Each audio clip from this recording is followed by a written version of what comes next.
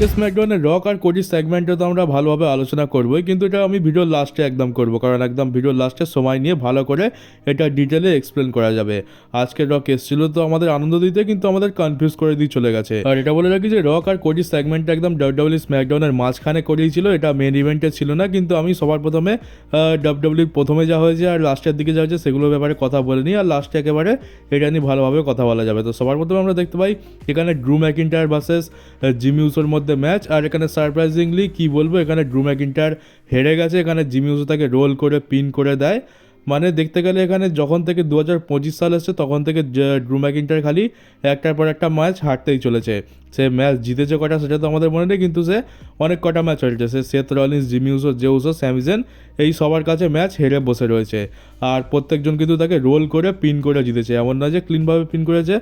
WWE তাকে strong তো বুক করতে চায়, সেই জন্য তাকে ক্লিনভাবে পিন করাচ্ছে না। কিন্তু এটা কিরকম স্ট্রং বুকিং যেখানে সে পরপর একটানা ম্যাচ হেরেই চলেছে। আর প্রত্যেকবার ম্যাচ হারার পর ড্রু ম্যাকিন্টায়ারের যে অবস্থা, ড্রু ম্যাকিন্টায়ারের তো মাথা একদম খারাপ হয়ে যায়। সে এবারে জিমি উসোর উপরে ভালোভাবে অ্যাটাক করে। এখানে অফিসিয়ালসরাও আছে, সিকিউরিটি গার্ডরাও আছে, কিন্তু তাতেও কিছু একটা যায় আসেনি। আর একটা খুবই জোরদার ক্লেমর কিক এখানে জিমি উসোকে ড্রু ম্যাকিন্টায়ার লাগিয়ে দেয়। আর এরপর আমরা একটা ট্যাগ টিম ম্যাচ দেখতে পাই, যেখানে একটা টিমে ছিল এলএ নাইট আর আরট্রুথ, আর একটা টিমে ছিল কারমেলোজ আর মিস। এখানে ম্যাচের মাঝখানে কি হয়, যেখানে নাকামুরা এসে এলএ নাইটের উপর অ্যাটাক করে দেয়, যেটা রেফারি দেখতে পায় না। আর যা লাভ উঠিয়ে এখানে আরট্রুথকে মিস আর কারমেলোজ দুজনে তাদের একটা কম্বিনেশন ফিনিশার লাগায়। এখানে কারমেলোজ কোড ব্রেকার লাগায়, আর তার সাথে সাথে মিস এখানে স্কাল ক্রাসিং ফিনালে লাগায়। আর দুটোই একসাথে লাগিয়েছে, দেখতে একটু ইউনিক লাগছে। তো এখানে আরট্রুথকে পিন করে জিতে গেছে। আর আমরা টিফনি স্ট্র্যাটনের সাথে ক্যান্ডিস লারের মধ্যে ম্যাচও দেখতে পাই, যে ম্যাচের মাঝখানে আমরা দেখতে পাই যে এখানে সার্লেট প্লেয়ার এসে কমিউনিটি টেবিলে যোগ দেয়। আর এখানে টিফনি স্ট্র্যাটন খুব সহজেই ক্যান্ডিস লারকে হারিয়ে দেয়, কিন্তু ম্যাচ শেষ হয়ে যাওয়ার পর এখানে নায়া জ্যাক্স অ্যাটাক করে দেয়। তারপর তাকে বাঁচানোর জন্য এখানে ট্রি স্ট্যাটাস আছে, যেহেতু এখানে এলিমিনেশন চেম্বারে ট্রি স্ট্যাটাস আর এখানে টিফনি স্ট্র্যাটন এক টিমে থাকবে, আর নায়া জ্যাক্স আর ক্যান্ডিস লারের এগেনস্ট একটা ট্যাগ টিম ম্যাচ লড়বে। এই ম্যাচটা করানোর তেমন কোনো সেন্স নেই আর তেমন কোনো কারণও নেই, শুধুমাত্র এই জন্যই করা হচ্ছে কারণ ট্রি স্ট্যাটাস হচ্ছে ক্যানাডিয়ান। তো ক্যানাডিয়ার ফ্যান্সদের খুশি করার জন্য ডাব্লিউডাব্লিউ এই ম্যাচটা বুক করেছে, যে ম্যাচটা কেউই দেখতে চায় না। তো কি হয়, ট্রি স্ট্যাটাস এসেও কোনো লাভ হয় না। নায়াজাক সেখানে দুজনকে একদম পিচকে দেয়। টিফনি স্ট্যাটানের উপর ট্রি স্ট্যাটাসকে শুয়ে সেকেন্ড রোপ থেকে অ্যানালাইটার লাগিয়ে দেয়, দুজনকে স্যান্ডউইচ বানিয়ে দেয়। তো আবার নিওমি আর বিয়াঙ্কা ব্লেয়ারের সাথে এখানে র্যাকেল রড্রিগুস আর লিভ মর্গানের ম্যাচ হওয়ার কথা ছিল, কিন্তু এখানে তাদের এন্ট্রান্সের সময় এখানে র্যাকেল রড্রিগুস আর লিভ মর্গান তাদের উপর অ্যাটাক করে দেয়, যার ফলে ম্যাচটা তো হয় না। আর লিভ মর্গান এটাও দাবি করে যে সে আর র্যাকেল রড্রিগুস কিন্তু জেড কার্গিলের উপর অ্যাটাক করেনি। আর আমরা ডিআইওয়াই ভার্সেস প্রিটি ডেডলির মধ্যে ম্যাচ দেখতে পাই ট্যাগ টিম চ্যাম্পিয়নশিপের জন্য, যে চ্যাম্পিয়নশিপ ম্যাচটা তো হয়নি ঠিক করে, কারণ ম্যাচের মাঝখানে এখানে স্ট্রিট প্রফিটস চলে আসে, তারা অ্যাটাক করে দেয়, যার ফলে ডিসকোয়ালিফিকেশনের ম্যাচটা এন্ড হয়ে যায়। তারপরে এখানে দেখতে পাই স্ট্রিট প্রফিটস এখানে ডিআইওয়াই আর প্রিটি ডেডলি দুজনকেই ধুয়ে দেয়। তারপর মোটরসাইকেল মেশিন গান আসে বাঁচানোর জন্য, কিন্তু এখানে তাও কোনো লাভ হয় না। এখানে স্ট্রিট প্রফিটস মোটরসাইকেল মেশিন গানকেও ধুয়ে দেয়। আর আজকে স্ম্যাকডাউনের মেন ইভেন্টে আমরা সোলো সিকোভা জেকব ফাটু এক টিমে ছিল, আর তাদের এগেন্সে ছিল ডেমান প্রিস্ট আর ব্রন স্ট্রোমান। আর আজকের ম্যাচে বলতে হবে যে সোলো সিকোভা জেকব ফাটুকে খুব ভালো মতো ধুয়েছে ব্রন স্ট্রোমান আর ডেমান প্রিস্ট, যেখানে ব্রন স্ট্রোমান তো একটা মনস্টার আমরা জানি, তার বুকিং খালি খারাপ হয়। আর ডেমান প্রিস্টকে তো ডাব্লিউডাব্লিউ গান্থারের এগেনস্টও খুবই স্ট্রং বুক করে। গান্থার ডেমান প্রিস্ট যেভাবে দুখানা ম্যাচে ডমিনেট করেছে, সেরকমভাবে আমি তো আর কাউকে গান্থারকে ডমিনেট করতে দেখিনি। তো এখানে সেরকমই দেখতে পাই। এখানে তো দুটো টিমই বেশ ভালো খেলছিল। এখানে ম্যাচের লাস্টের দিকে কি হয়, যে এখানে জেকব ফাটু ভুল করে এখানে সোলো সিকোভাকে সুপার কিক লাগিয়ে দেয়, আর তারপরে ডেমান প্রিস্ট এখানে জেকব ফাটুকে রিংয়ের বাইরে ফেলে দেয়। আর তারপরে আছে ব্রন স্ট্রোমানের স্ট্রোমান এক্সপ্রেস, যেটা এসে পুরো একদম টামাটঙ্গা জেকব ফাটুকে তো উড়িয়ে দেয়। জেকব ফাটু এখানে কমিউনিটি টেবিলের ধারের কাছে গিয়ে পড়ে, আর টামাটঙ্গা কোথায় গিয়ে পড়ে সেটা আমরা কেউই দেখতে পাইনি। আর তারপর রিংয়ের মধ্যে সাউথ অফ হেভেন লাগিয়ে দেয় এখানে সোলো সিকোভাকে, আর তারপরে এখানে ডেমান প্রিস্ট সোলো সিকোভাকে পিন করে জিতে যায়। আর এখানে ফাইনালি ব্রন স্ট্রোমান আর ডেমান প্রিস্টের টিমই জিতে গেছে। তো এখানে আগের সপ্তাহে দেখতে পেলাম যে এখানে সোলো সিকোভা অ্যাটাক করে, মানে সোলো সিকোভা ভুল করে মেরে দিয়েছিল, আর এই সপ্তাহে দেখতে পেলাম যে জেকব ফাটু ভুল করে মেরে দিয়েছে। তো এখান থেকে তো পুরোপুরি পরিষ্কার যে আমরা রেসলম্যানিতে কী দেখতে পেতে চলেছি। তো ব্যাস এখানেই স্ম্যাকডাউনের মেন ইভেন্ট শেষ হয়ে যায়। আর এবার ফাইনালি কথা বলা যাক সেটার ব্যাপারে, যেটার ব্যাপারে আমরা সবথেকে বেশি এক্সাইটেড হয়ে রয়েছি। তো স্ম্যাকডাউনের মাঝখানে আমরা ফাইনাল বস রকের অ্যাপিয়ারেন্স দেখতে পাই। ক্রাউড তো খুবই খুশি যে রক এখানে কী বলবে কী করবে। তো রক প্রথমে তো আসে, এখানে সেটা যেরকম মিট অ্যান্ড গ্রিট করে সেরকম তো সবার সাথেই করে, সেগুলো নিয়ে আমি আর বেশি কথা বলছি না। রক তো সবার প্রথম এটা বলে যে এই স্ম্যাকডাউনটা নিউ অরল্যান্ডস থেকে হচ্ছে, আর পরের বছর যে রেসলম্যানিয়াটা হবে সেটাও নিউ অরল্যান্ডস থেকেই হবে। এটা রক আজকে অফিসিয়ালি অ্যানাউন্স করে দিয়েছে। আর পরের বছর যে রেসলম্যানিয়া হতে চলেছে তার অফিসিয়াল লোগো ডাব্লিউডাব্লিউ অ্যানাউন্স করে দিয়েছে। তো দেখতে পাচ্ছ এইটা হচ্ছে তার অফিসিয়াল লোগো। যেমনটা বলেছিলাম যে ডাব্লিউডাব্লিউ এবারেও বেগুনি কালারের থিম করবে, কারণ নিউ অরল্যান্ডসে যত কটা রেসলম্যানিয়া এর আগে হয়েছে প্রত্যেকটাতে বেগুনি থিম ছিল। আর এই রেসলম্যানিয়ার লোগোটা একদমই বলতে পারো সেই রেসলম্যানিয়া 34 লোগোর মতোই দেখতে লাগছে। তো ডাব্লিউডাব্লিউ রেসলম্যানিয়ার লোগোর ওপরে বেশি পরিশ্রমও করেনি আর বেশি মাথাও খাটায়নি, তো সিম্পল একটা লোগো দিয়ে দিয়েছে। ঠিক আছে, লোগো নিয়ে কী হবে, রেসলম্যানিয়া ভালো হওয়ারই কথা। তো রক এবার তার আসল কথা আছে। রক এবারে এখানে কোডি রোডসকে ইন্ট্রোডিউস করে, কোডি রোডসের এন্ট্রি হয়, কোডি রোডস এখানে লিগের মধ্যে আসে। আর রক এখানে বলে যে আগের বছর রেসলম্যানিয়া 40 হওয়ার পর কোডি রোডস আর রক খুব ভালো বন্ধু হয়ে গেছে। তাদের মধ্যে সম্পর্কও খুব ভালো। এখানে মামা রোডস আর রকের যে মা আছে সেও খুব ভালো বন্ধু হয়ে গেছে। এখানে একটা টাইটান রস স্ক্রিনেতে ফটো দেখালো যেখানে রকের মা আর কোডি রোডসের মা একসাথে ফটো তুলছে রেসলম্যানিয়া 40 হওয়ার পর। আর কোডি রোডস আর রক তো খুব ভালো বন্ধু। এখানে রক বলে যে সে কোডি রোডসকে খুবই সম্মান করে আর সে হচ্ছে তোমাদের সকলের চ্যাম্পিয়ন, সে চ্যাম্পিয়ন হিসাবে একদম যোগ্য। আর সে পরের বছর রেসলম্যানিয়া থেকে শুরু করে এখনো পর্যন্ত কোম্পানিকে নিজের কাঁধে ক্যারি করে চলেছে। কোডি রোডস এখানে বলে যে হ্যাঁ আমি এদের চ্যাম্পিয়ন, আমি হচ্ছি এখানে ডাব্লিউডাব্লিউ ইউনিভার্সের চ্যাম্পিয়ন, আর সবাই আমাকে খুবই ভালোবাসে আর সাপোর্ট করে। তো এখানে রক বলে যে হ্যাঁ এটা আমি বিশ্বাস করি, এটা আমি দেখেছি, কিন্তু আমি চাই যে তুমি এর থেকেও বড় কোনো লেভেলে যাও, এর থেকেও বেশি উঁচুতে পৌঁছাও। তুমি এই কোম্পানির চ্যাম্পিয়ন, কিন্তু আমি হচ্ছি এই কোম্পানির বলতে পারো এক প্রকারের বস, আমি হচ্ছে ফাইনাল বস। এখানে রক তার ক্ষমতার ব্যাপারে বলে যে ডাব্লিউডাব্লিউ কোম্পানিকে টিকেও গ্রুপ কিনে নিয়েছে। টিকেও গ্রুপ এখন ডাব্লিউডাব্লিউ কোম্পানিকে ওন করে, আর সেই টিকেও গ্রুপের বোর্ড অফ ডাইরেক্টরের পদে রয়েছে রক। তো রকের ক্ষমতা এখানে অনেক বেশি, রক চাইলে অনেক কিছুই করতে পারে। তাই রক চায় যে কোডি রোডস যেন পিপলস চ্যাম্পিয়নের সাথে সাথে মানে মানুষের চ্যাম্পিয়নের সাথে সাথে সে যেন রকেট চ্যাম্পিয়ন হয়ে যায়। তো এটা বলার পর তো সবাই কনফিউজ হয়ে যায় যে রক কী বলতে চাইছে। কোডি রোডস তো সব থেকে বেশি কনফিউজ, কোডি রোডসের মুখ দেখলেই সেটা আমরা বুঝতে পারি। রক এটা বলে যে কোডি রোডস এখন বিশ্বের 1 নম্বর পপুলার রেসলার, তার ফ্যান ফলোইং অনেক বেশি, তার মিলিয়ন সোশ্যাল মিডিয়াতে ফ্যান্স রয়েছে, তাকে সবাই ফলো করে। কিন্তু রকেরও কিছু কম নেই, রকের কিন্তু কোডি রোডসের থেকেও বেশি ফলোয়ার, রকের 500 মিলিয়ন ফলোয়ার্স রয়েছে। আর রক চায় যে কোডি রোডস যেন তাদের থেকেও ওপরে যায়।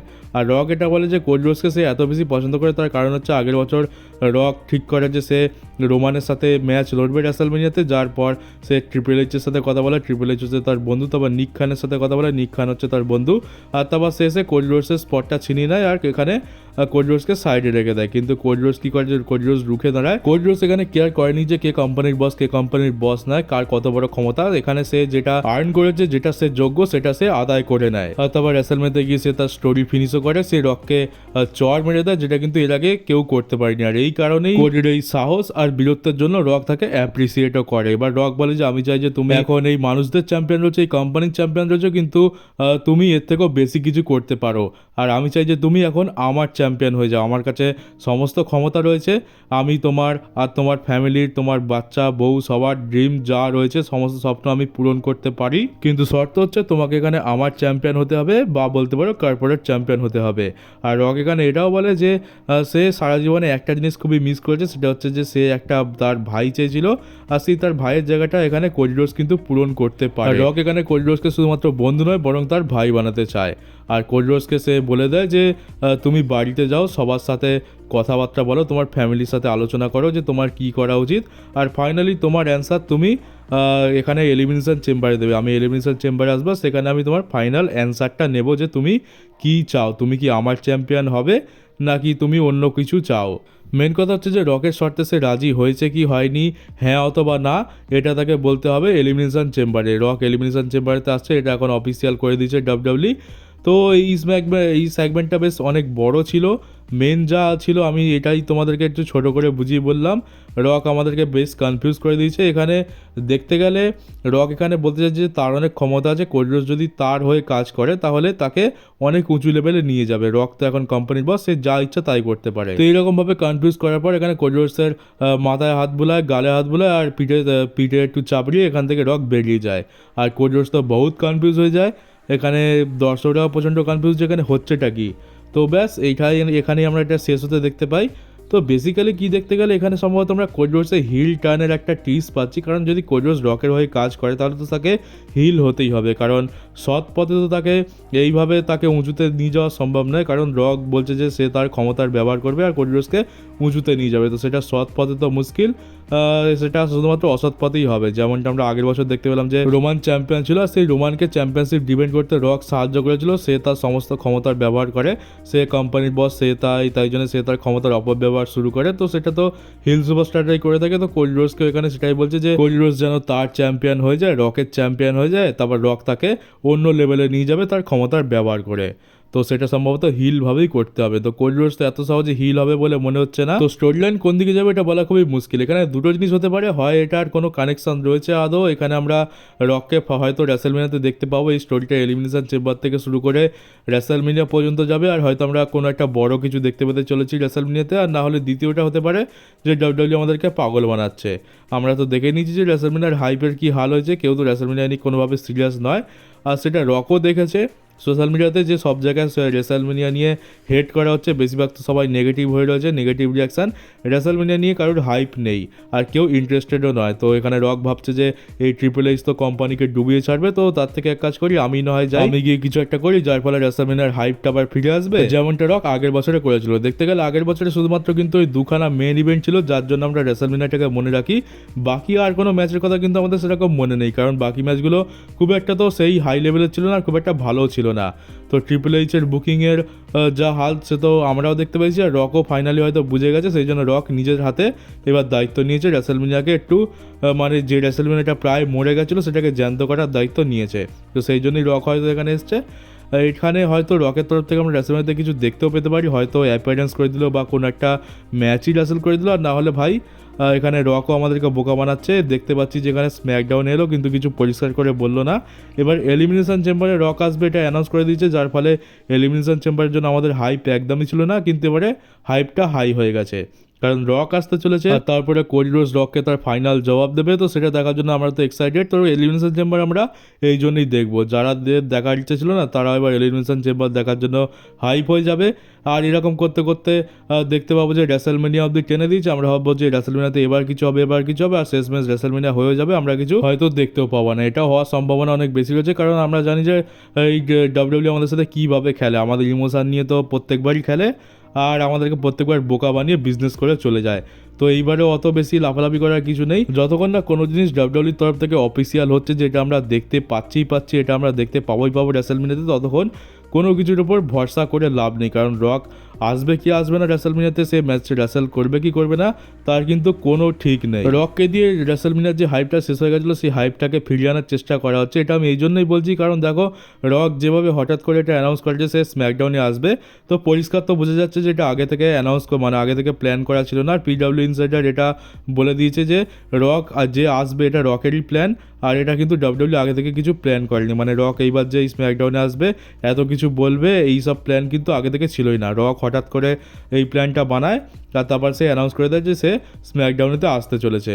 তো এটা এই জন্যই হয়েছে যে রকও দেখতে পেয়েছে যে ট্রিপল এইচ কী দুর্দশা করেছে, ম্যাচেসের হাল তো বেহাল করে রেখেছে, যার ফলে ফ্যান্সরা ক্রিটিসাইজ করছে, উল্টে জেউসোকে সেখানে রয়্যাল রাম্বল জিতিয়ে দিয়েছে। তো রক ভাবছে যে না এইভাবে চললে তো হবে না, ট্রিপল এইচ ডাব্লিউডাব্লিউ নৌকা ডুবিয়ে ছাড়বে, তাই ফাইনালি রক এবারে সে তো জানে যে সে যদি ডাব্লিউডাব্লিউতে আসে বা কয়েকটা অ্যাপিয়ারেন্স করে দেয় তো ফ্যান্সরা রেসেলমেনিয়ার জন্য তো হাইপ হয়েই যাবে, সে রেসেলমেনিয়াতে কিছু করুক আর না করুক, সেই জন্যই হয়তো রক এখানে এসছে। আগের বছর রেসেলমেনিয়া যেমন রকের জন্য বেঁচে গেছিলো, তো এইবারেও সেই দায়িত্বটা রককে নিতে হচ্ছে, রক এইবারে আবার রেসেলমেনিয়াকে বাঁচানোর জন্য এসছে। আর আমার তো মনে হয় ডাব্লিউডাব্লিউ স্টোরি লাইনটাকে রেসেলমেনিয়া পর্যন্ত টানবে, এলিমিনেশন চেম্বারে এটার কোনো শেষ হবে না। ডাব্লিউডাব্লিউ এখানে এমনটা দেখাবে যে রক যে কোনো স্ম্যাকডাউনের বেসিসে আসতে পারে, রক রেসেলমেনিয়াতেও আসতে পারে, যার ফলে আমরা পুরো হাইপ আপ হয়ে থাকবো, শেষ পর্যন্ত গিয়ে হয়তো আমরা সেরকম কিছুই দেখতে পাবো না। আবার আমি ভুলও হতে পারি, এখানে রক্স হয়তো সত্যিই কোনো ম্যাচ রেসেল করবে রেসেলমেনিয়াতে, সে অ্যাপিয়ারেন্সও করবে, আর এই স্টোরি লাইনের হয়তো সত্যিই কোনো একটা মানে রয়েছে, কিন্তু বিশ্বাস করতে খুবই অসুবিধা হচ্ছে, কারণ আমরা এই কিছু সময়ের মধ্যে অনেকবার ঠকে গেছি, রকও ঠকিয়েছে আর ট্রিপল এইচ তো যখন থেকে কন্ট্রোল হাতে নিয়েছে তখন থেকে শুধুমাত্র ঠকিয়েই যাচ্ছে। তো কী হচ্ছে কী হবে এটা বলা তো খুবই মুশকিল, আপাতত খুবই কনফিউজিং সিচুয়েশান হয়ে রয়েছে। এখানে রকের স্টেটমেন্ট থেকে যেটা বুঝলাম যে রক এখন চাইছে যে কোডি রোডস তার আন্ডারে কাজ করুক, আর তারপর কোডি রোডসকে সমস্ত সুবিধা দেবে, যেমনটা আমরা একটা হিল সুপারস্টারের ক্ষেত্রে দেখতে পাই। তো কোডি রোডসের হিল টার্ন এখান থেকে টিজ করা হচ্ছে, বা বলতে পারো এখানে কোডি রোডসকে হিল হতে বাধ্য করা হচ্ছে। তো এবারে কোডি রোডস হিল হবে কি হবে না তার উপরেই এখানে পুরো স্টোরিটা ডিপেন্ড করছে। এখানে রক কোডি রোডসকে হিল বানানোর জন্য উঠে পড়ে লেগেছে, আর কোডি রোডস এবারে রকের এগেনস্টে যাবে, যেরকমটা একটা ফেস ক্যারেক্টার করে থাকে। কোডির এখন যা ক্যারেক্টার চলছে, সে এখন বাঁকা পথে তো কোম্পানির ওপরে যেতে চাইবে না, তার লেভেল হাই করতে চাইবে না, সে চাইবে যে সে সৎ পথে খেটে খুঁটে নিজের পরিশ্রমে ওপরে যাবে। তাই সম্ভবত এলিমিনেশন চেম্বারে সে রককে না বলতে চলেছে, কারণ যদি হ্যাঁ বলে দেয় তাহলে তো কোডি রোডসের হিল টার্ন হয়েই যাবে, আর যদি না বলে তাহলে সে একদম টপ বেবি ফেস থাকবে। তারপর রক হয়তো তার এগেনস্টে যাবে, আর তারপর আমরা সেরকমই স্টোরি দেখতে পাবো রেসলমেনিয়াতে। তো আপাতত প্রথমবার আজকে রক আর কোডির এই সেগমেন্টটা দেখার পর আমার তো এই ধারণাটাই এসছে মাথায়। তো পরে যদি আর নতুন কিছু ধারণা আসে বা নতুন কিছু যদি জানতে পারি, তো তোমরা তো আমার চ্যানেলে আপডেট পেয়ে যাবে। তো চলো গাইস, তোমাদের কি মতামত তোমরা কমেন্ট বক্স অবশ্যই জানাতে পারো যে রক কি চাইছে, আর ভবিষ্যতে আমরা কি দেখতে পেতে চলেছি। ডাব্লিউডাব্লিউ কি সত্যিই কিছু করবে, নাকি রকের নাম করে শুধু শুধু আমাদেরকে বোকা বানানো হচ্ছে, যেমনটা এর আগে আমরা দেখতে পেয়েছি বেশ কয়েকবার। তো চলো চ্যানেলটাকে সাবস্ক্রাইব করে নোটিফিকেশন বেলটাকে অবশ্যই অন করে দিও, আর পারলে ভিডিওটাকে শেয়ারও করে দিও। তো চলো গাইস, দেখা হচ্ছে তোমাদের সাথে ডাব্লিউডাব্লিউর একটা নতুন নিউজ ভিডিওতে।